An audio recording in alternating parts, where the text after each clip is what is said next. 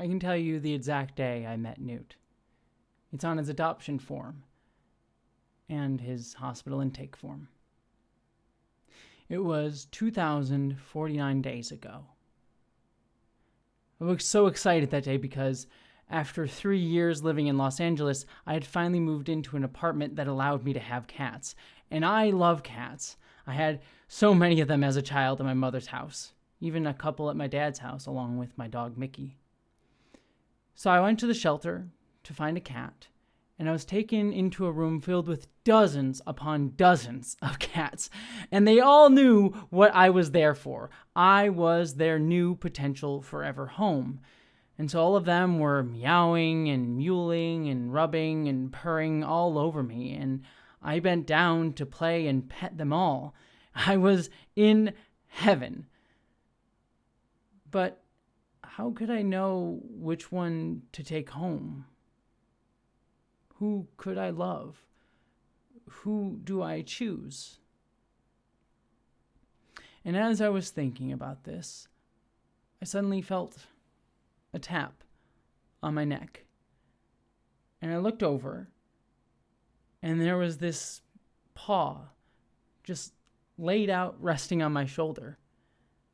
Just sitting there, not moving, as if some friendly stranger had just put his hand there to comfort me. I turned, and I saw, sitting in a cat patio tunnel right behind me, him. His eyes were kind, but not demanding, hopeful, but not begging, caring, but not insincere. And despite all the noise and meowing around me, it all seemed to fade away, and we just looked at each other. Neither of us doing anything but just existing in that moment. At the age of 10 years old, Newt had chosen me. And I took him home. It was our first day together. Yesterday was our last. His last moment with me, as recent as it is just as vivid to me as his first. My partner and I had traveled for Christmas, and we stayed in a friend's house who had 2 corgis and another cat. We adored them and loved to pet them, but they weren't our Newt. And we missed him so much. We felt that each second we spent with other animals and not him. So the first thing that we both did when getting out of the Uber from the airport was walk to our house and open the door, excited to see him. And he came bouncing into our living room, my partner going to pet him as I brought in our bags. And as I did so, I heard his signature meow, a little raspy, but always so full. And I was so happy watching them there, seeing my partner and him so excited to be reunited. We both spoke to him, calling him our little Newt man, and telling him how much we missed him and how sorry that we had left. Then we did what we always do when we come back home from big trips. Before even bringing up our bags or putting anything away, we went right to our bedroom, calling for him to follow. And he did. He always did.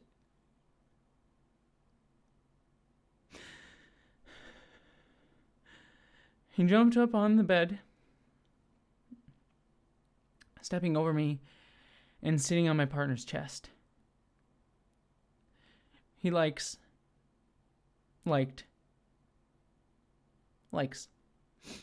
her chest more than mine.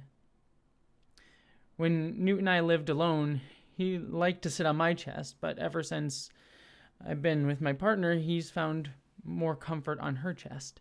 And I always jokingly complained about that, but In actuality, it gave me a better angle to scratch his head from, and for her to pet him from. And so we both started to show him love. Me rubbing his neck and giving him scratches, and her stroking, petting him. And he started to purr. He purred so loudly. My partner even said, smiling, that it was the loudest she had ever heard him purr. I agreed. I think it was true. We three, despite only being separated a few days, had missed each other so much. And it was a beautiful moment. And then I blinked. It's so weird how it seems that all the biggest moments happen in the blink. As if you just missed the second where everything changes. And in that blink, he seemed like he tripped. He had fallen off of my partner in between us. And he never does that. He hates being on the bed. He just always likes being on your chest. And I slid over to allow him back up, but he didn't. He was wheezing. One gasp.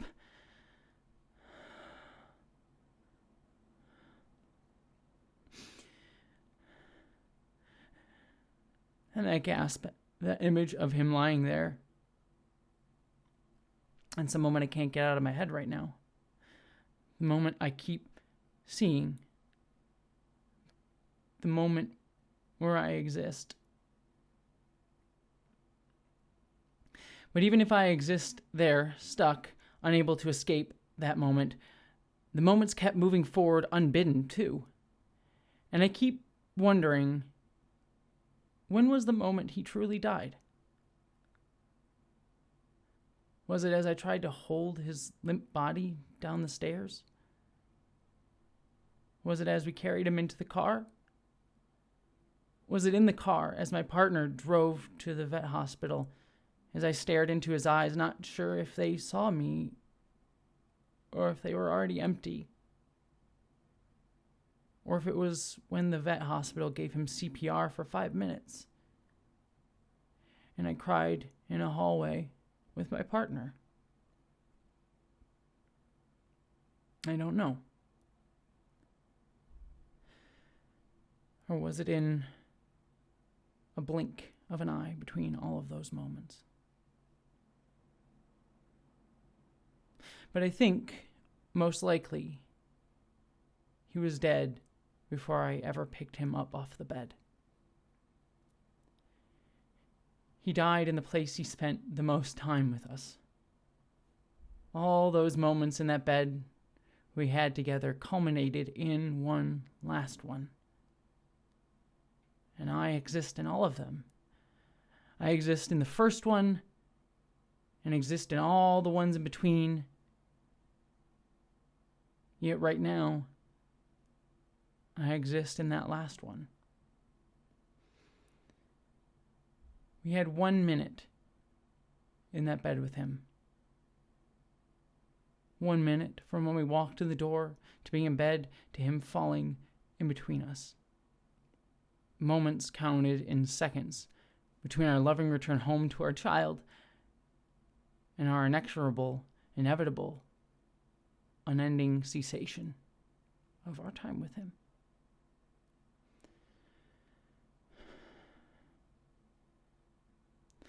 I want to rage,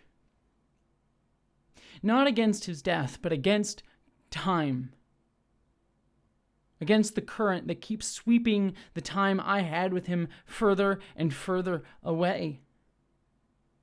Each second, the number between when he was here and when he wasn't growing larger. It feels like those moments I had with him and he had with me just fall further away as I'm forced against my will to keep moving forward. yet I still exist within them, not moving.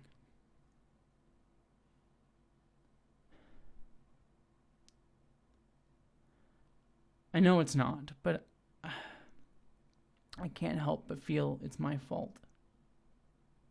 If I hadn't left for Christmas and stayed with him, maybe the video that his cat sitter sent of him meowing wouldn't be the last one I have of him. If I had unpacked first and let my partner pet him alone for a bit, maybe he wouldn't have had his heart attack.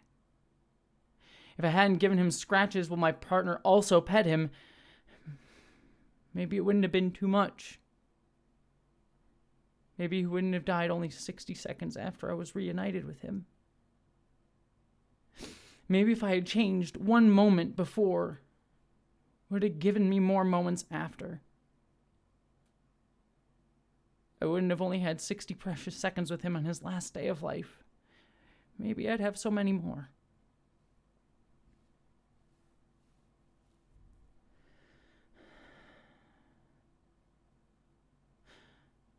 I know I can't play that game, though. The current goes forward. The moments are what they are. That is it. It's what I got. It's what we got. And I exist in them simultaneously, the beginning and the end. A paw on the shoulder. A fall between two loving partners. Those are the two moments in time, bookends of a life together, 2,048 days apart.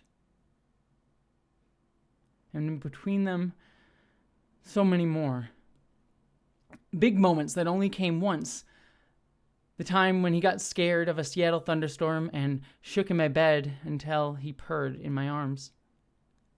The time that he purred on all of my house guests' lap at my birthday party. The time he was the only one I could cry to the night that I was sexually assaulted. As he sat there, unjudging. The time that he really, really hurt my arm when he attacked it because I was late giving him food, and I got so angry at him. The time he ruined a boss battle in Dark Souls by jumping in my lap at the wrong moment, and god damn it, I had worked so hard to get there. But I loved him anyways. I loved him in endless ways.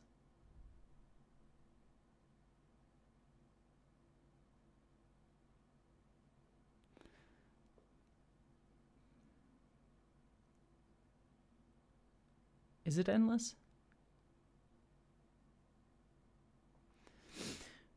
But there are more than just singular, specific moments. There are the ones that happen multiple times, over and over again. The routines. Our games playing hide and seek around a corner in our apartment. That became the games of hide and seek around our kitchen island that is in this current house that I'm in. The nights when he crawled up into my bed, laid on my chest, and purred as I scratched his head. How he would jump in my lap. The way he stalked me up the stairs when he wanted to play rough, so I'd have to walk backwards so he didn't bounce on me.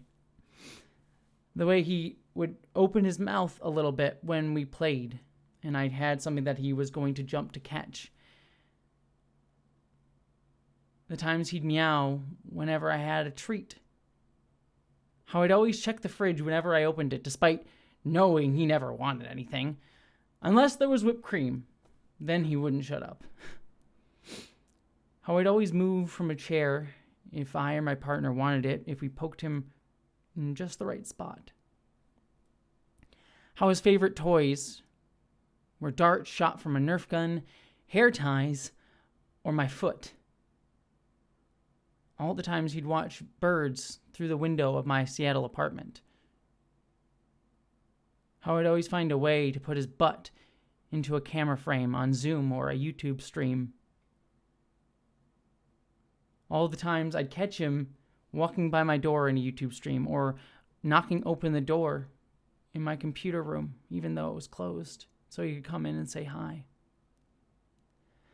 How he'd lay right over there in my office, even if he didn't come near me, just because he wanted to be in the same room as me. All the times he'd bite my hand when he was done with pets or neck scratches and then leap off of me. The times my partner would lay on top of me to wake me up when I slept in the morning, and then Newt would jump on her back and we'd call it a Newt sandwich. And how when I was the bottom of a Newt sandwich, I'd always try and free my arm from underneath my partner so I could just barely give him a finger that he could rub up against and pet. The way he'd give a weak, little adorable meow and stretch out if I pet him when he was curled up in a ball, resting in a sunbeam. And all the times he'd come when I sang.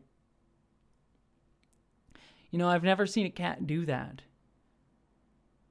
That whenever I sang to him this specific song, he would come to me and stay. Even if only for a few seconds, sometimes much longer.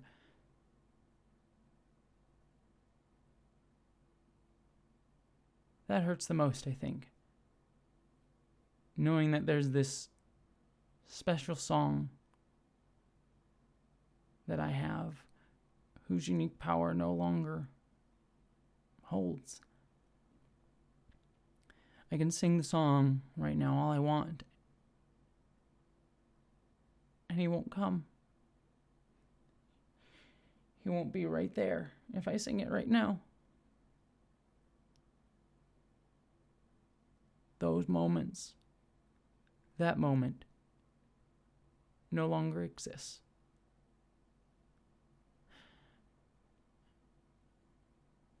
Does the song still have meaning?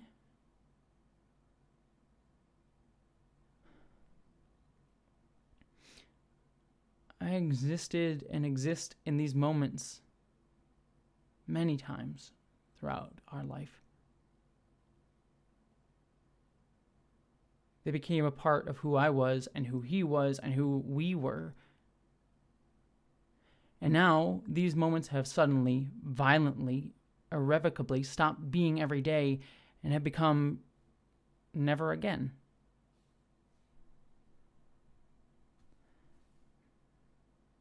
There are even moments that he had that I never did, but I know brought him joy. All the moments he spent in my partner's lap as she worked on the computer. How he loved her differently than how he loved me, and how I loved them both and was glad that they had something special between them too. Now she doesn't have them either. A tether in our triangle severed, so now we are both left trying to tie them together between us so we don't lose them.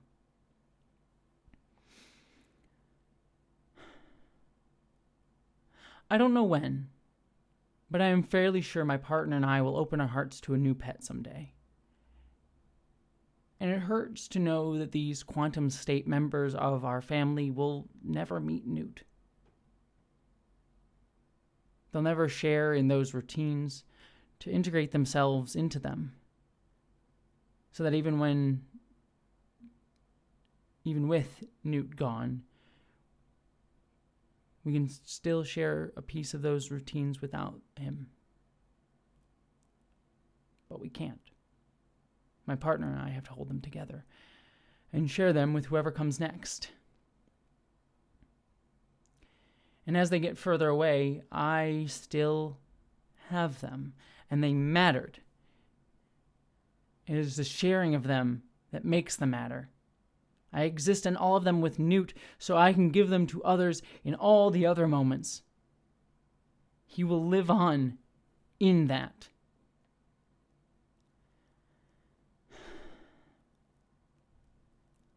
I don't know if I believe that yet. Maybe there is a number of days until I do believe it. And maybe that number will grow smaller with each passing moment. Or maybe it's a number so large that I'll die before it reaches 0, and then it will reset for someone else, for me. I don't know. If only grief were that simple. Waiting out a clock whose numbers you don't know. But I do know this. The two bookends of time that we had with each other, I didn't have a say in them. He chose them. He chose me at the shelter with his paw on my shoulder. And he chose to be with me and my partner at the moment he died, purring louder than he ever purred before, simply because we came home. He chose a life of love, and he died in love and with love. I was not his owner. If anything, he owned me. I was his caregiver, his proud parent, his grieving mother. And I am grateful for every second, even the last one, especially the last one. He let me exist in those moments and all those in between. Those existences were gifts, each one from him to me. My partner and I carry all that love, and he is remembered in the moments he had with us individually and between us. He is also remembered by the times he appeared on live streams on my channel, and the live chat would fill with calls of his name, and people who saw him. He is remembered in this writing, and in this telling, and the sharing of this writing. He's now carried and remembered in all of you who listened. He is carried in every person that I meet from now on, for he changed me, and in turn, I hope I change others for the better.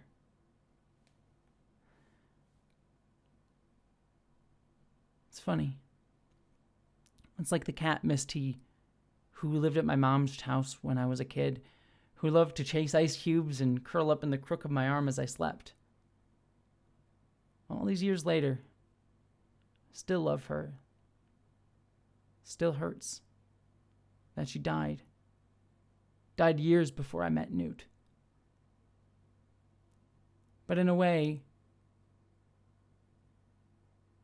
Miss T met Newt because I shared her with Newt by showing him the ways that I loved her. I'm so sad that Newt and Miss T can't continue on our journey together. I wish Newt could be here for all the joys still ahead for me, all the pains still ahead for me. Joys and pains that I so badly want to share with him because they are in part owed to him. But the joys and the pains I did get to share, he chose to experience. Because he loved me and I love him. And he'll always have a home in my heart. And so in truth, there are no bookends. He did not die in that bed. He lives on with me in my heart, the home he chose for himself and never will leave.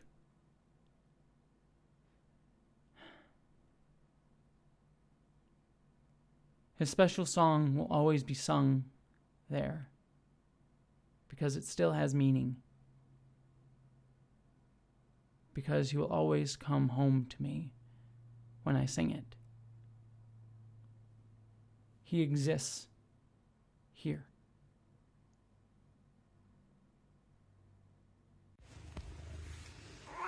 Yeah? Is that true? How was your day? Listen to that purr.